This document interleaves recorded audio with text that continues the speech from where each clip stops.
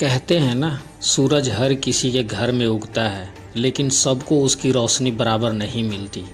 किसी के लिए वो सुबह की शुरुआत है और किसी के लिए एक नई उम्मीद।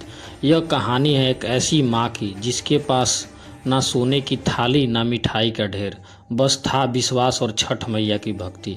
जब पेट खाली था तब भी उसने व्रत रखा, जब घर में अंधेरा था तब भी उसने दिया जलाया, और जब दुनिया ने उसे कमज़ोर कहा तब मैया ने खुद उसके घर उजाला भेजा।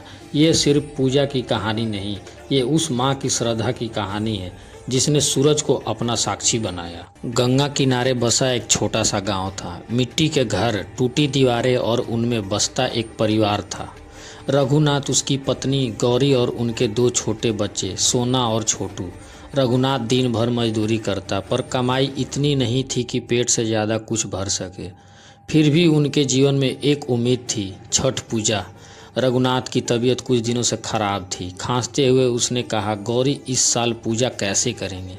घर में तो गुड़ तक नहीं है। गौरी ने मुस्कुराकर जवाब दिया, मैया चाहेगी तो सब होगा। रघु वो खाली हाथ नहीं लौटने देती। गौरी दिन भर खेतों में मजदूरी करती, धूप में तपते हाथ, लेकिन दिल में भक्ति का सागर। शाम को घर आकर मिट्टी का दीपक जलाती और मैया से प्रार्थना करती, हे छठी मैया, मेरे रघु को ठीक कर दो। मेरे बच्चे के सिर पर बाप का साया बने रहे। छठ के दिन गांव में रौनक थी, हर घर में तैयारियां, हर चेहरे पर खुशी। गौरी नदी से मिट्टी का दिया लाती है। सोना पूछती है, अम्मा, इससे पूजा होगी? गौरी कहती है, मैया को चमक नहीं चाहिए बेटा, सच्चा मन चाहिए। वो सादा लौकी चावल बनाती है, थोड़ा गुड़ डालती है और सबको खिलाकर खुद मौन होकर भगवान को प्रणाम करती है। अगली शाम खरना का दिन आता है। गांव दीपों से जगमगा रहा है। लोगों के पास फल, ठेकुआ, मिठाई सब कुछ है। गौरी के पास मिट्टी का दिया और विश्वास है। रघुनाथ धीरे से कहता है, गौरी, तू खुद भूखी है, बच्चे को खिला दे।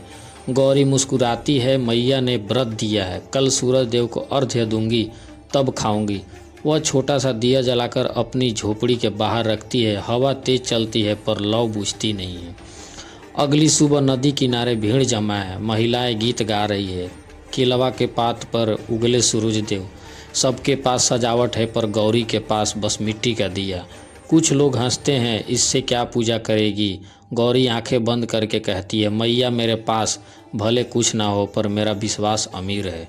वह जल में खड़ी होकर सूर्य देव की अर्घ्य देती है। रात को रघुनाथ की हालत अचानक बिगड़ जाती है।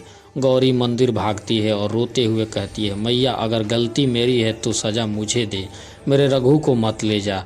वह पूरी रात दीप जलाए रखती है, ठंड में कांपती है लेकिन आंख बंद नहीं करती। सुबह की पहली किरण जब घर में गिरती है, दिया अब भी जल रहा होता है। अचानक रघुनाथ की सांसें सामान्य हो जाती है। गौरी चीख उठती है, मैया ने सुन ली।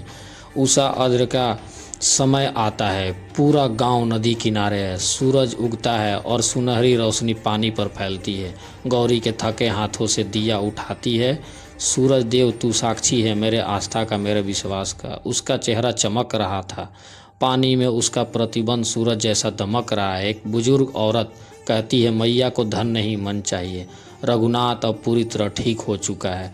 गांव वाले गौरी के घर आते हैं। मुखिया कहता है, तेरी भक्ति ने मैया को पिघला दिया। गौरी, तेरी दिया सबसे उजला निकला। गौरी आकाश की ओर देखती है, हाथ जोड़कर कहती है, मैया, तूने सिखाया कि श्रद्धा की कीमत सोने से भी ज़्यादा होती है। सूरज ऊपर तक चढ़ आया है। नदी किनारे बस हंस रहे हैं और औरतें गीत गा रही है, छठ मैया के जय जयकार।